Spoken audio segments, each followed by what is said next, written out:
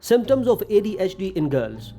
Attention deficit hyperactivity disorder has long been thought of as a condition affecting males, but more girls are being diagnosed as the understanding of the condition deepens. Living with undiagnosed ADHD can result in disadvantages such as a lack of accommodations in the classroom, low self-esteem, and self-blame. Gone undiagnosed ADHD can affect mental health while into adolescence and adulthood. Being aware of the different ways ADHD can present in your daughter can help you know when it might be time to see a doctor for an evaluation.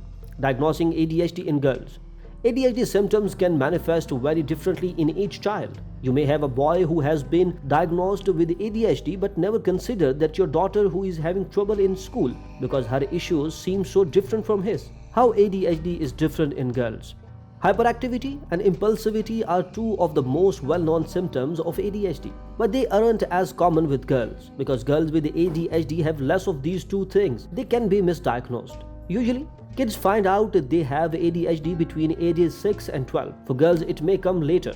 It's common for girls to make up for their ADHD in any way they can. That's one of the reasons parents might not recognize a problem. As a result, girls can be easily misdiagnosed. In some cases, they may not get a diagnosis at all. 20-year-old Andrea Burns fits the description of ADHD in girls perfectly.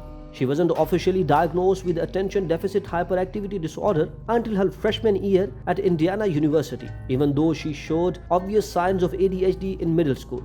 After Burns nearly failed out of school, an academic advisor had her undergo a LASI, Learning and Study Strategy Inventory, screening to evaluate learning behaviors and academic achievement. The result indicated what she and her family had long suspected: ADHD. Burns is relieved to have identified the cause of her poor school performance and happy she is able to treat it. Like so many other girls, suffered a decade or more with an untreated condition that can negatively impact life in so many ways. Why are girls being diagnosed so much later than boys?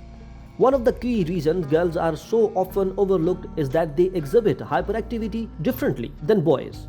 According to Patricia Quinn, director of the National Center for Gender Issues and ADHD in Washington, D.C., in a classroom setting, a boy might continually blurt out answers or repeatedly tap his foot, whereas a girl might demonstrate hyperactivity by talking incessantly. She says a girl who talks all the time is often viewed by the teachers as chatty, not hyper or problematic, and thus is less likely to be recommended for an evaluation. Another revelation from the Harris poll: females may suffer more negative effects from their ADHD than their male counterparts. The survey showed that girls are more likely than boys to be asked to repeat a grade due to poor school performance. When a boy struggles, he is more likely to be evaluated for ADHD or LD.